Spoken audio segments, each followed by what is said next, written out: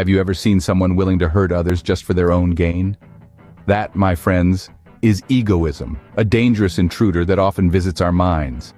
Picture it as a silent monster, creeping in unnoticed, feeding on our thoughts, emotions, and actions. Yet it's not an external enemy. Egoism is part of us, a formidable opponent that thrives within. Egoism is the excessive concentration on oneself, often at the expense of others.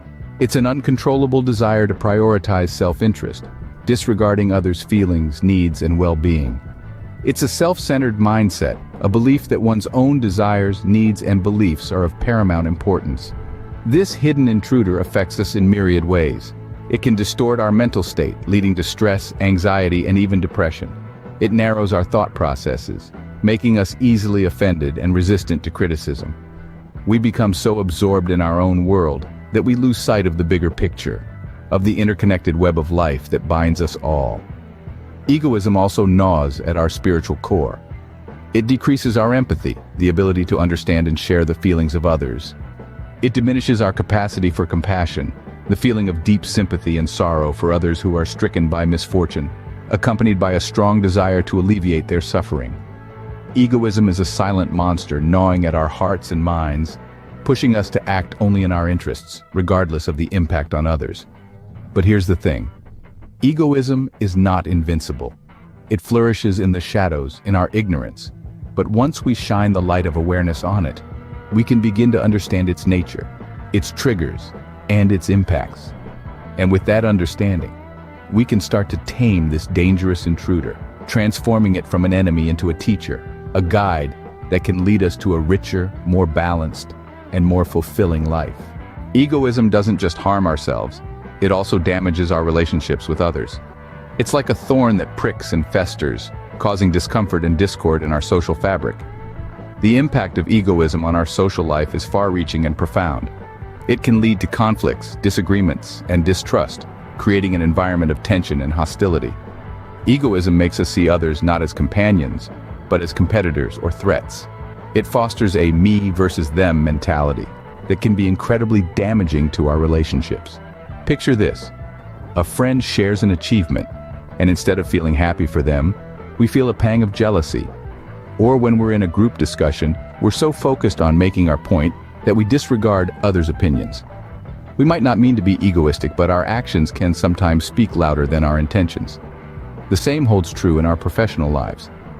Egoism can be a significant barrier to effective teamwork. It's like a stone in the gears of a well-oiled machine, hindering smooth operation and impeding progress. When we prioritize our interests above the team's, we create internal conflict, which can be detrimental to the overall productivity and morale. Imagine a team meeting where one person dominates the conversation, disregards others' ideas, and insists on their way.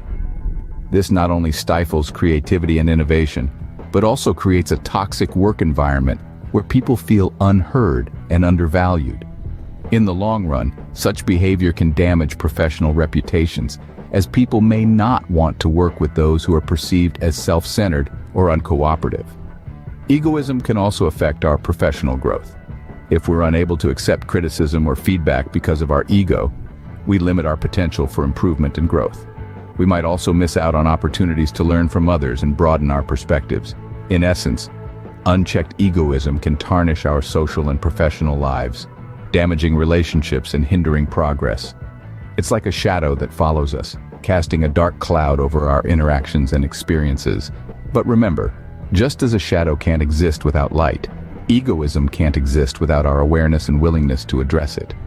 So, as we navigate through our social and professional landscapes, let's strive to keep our egos in check. Let's listen more than we speak, value others' perspectives, and remember that every person we meet has something valuable to offer. By doing this, we can transform our relationships, workplaces, and ultimately our lives. Egoism can tarnish our social and professional lives, damaging relationships and hindering progress. But don't lose hope, for every problem has a solution, and in our next segment, we'll explore ways to tame this uninvited guest. Stay tuned. Egoism is a dangerous intruder, but it can be tamed. Yes, you heard it right. Egoism, that sneaky little monster that lurks within us, can be brought under control. And the secret to doing so? It lies in cultivating self-awareness, empathy, and practice. Let's start by understanding the importance of self-awareness. It's about recognizing the signs of egoism in ourselves and understanding its impact on others. It's about acknowledging that we might not always be the center of the universe, and that's okay. We need to learn to step back and evaluate our actions objectively. Are we ignoring the feelings of others? Are we acting solely in our own interests?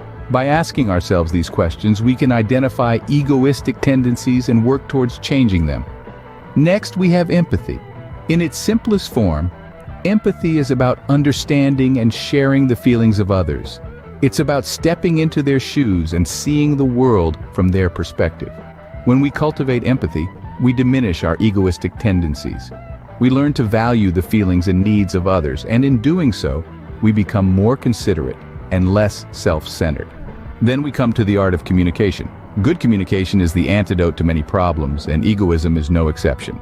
It's about listening carefully, understanding and responding appropriately. It's about avoiding self-centered statements and giving others the floor to express their thoughts and feelings. By practicing good communication, we can ensure that our conversations are not just about us, but about everyone involved. Let's not forget the power of teamwork. Teamwork requires us to put aside our ego and work towards a common goal. It's about supporting each other, sharing ideas, and celebrating collective success. When we engage in activities that require teamwork, we learn to appreciate the value of others and understand that success is not just about individual glory, but about collective achievement.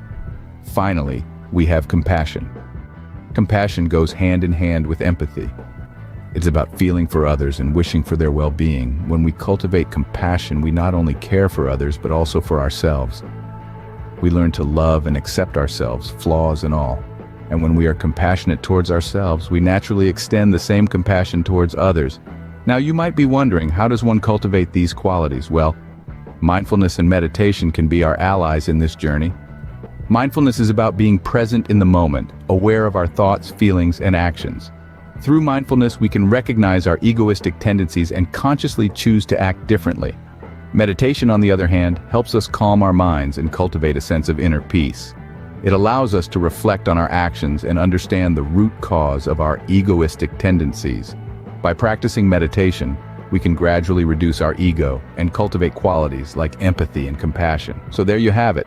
The keys to overcoming egoism lie within us. It's about increasing self-awareness, cultivating empathy, practicing good communication, embracing teamwork, and nurturing compassion. And with mindfulness and meditation, we can control our ego and become more considerate individuals. Remember, taming our ego doesn't mean suppressing our desires or ignoring our needs. It's about finding a balance where we care for ourselves without disregarding the feelings and needs of others. It's about creating a harmonious relationship with ourselves and others, where everyone's feelings and needs are valued. With self-awareness, empathy, and practice, we can tame egoism and contribute positively towards ourselves and others. Let's strive to be better individuals, not just for ourselves, but for the world around us. Because at the end of the day, it's not just about me, it's about us. Egoism is inevitable, but we have the power to control it. This intruder, if left unchecked, can cause profound damage, not just to our individual mental, spiritual, and thought processes, but also to our relationships in social and professional circles. However, we've seen that it can be tamed. By increasing self-awareness, cultivating empathy, practicing good communication, working as a team, and nurturing compassion, we can keep egoism at bay. Let's remember the wise words of Mahatma Gandhi, who said, "Egotism is the source of all sin." To build strong bonds, we must heed Daniel Goleman's advice that empathy is the key to understanding others and building strong relationships. And as Nelson Mandela reminded us, collaboration is the key to achieving great things. Remember, true happiness and success are not just about ourselves, but also about how we contribute and connect with others.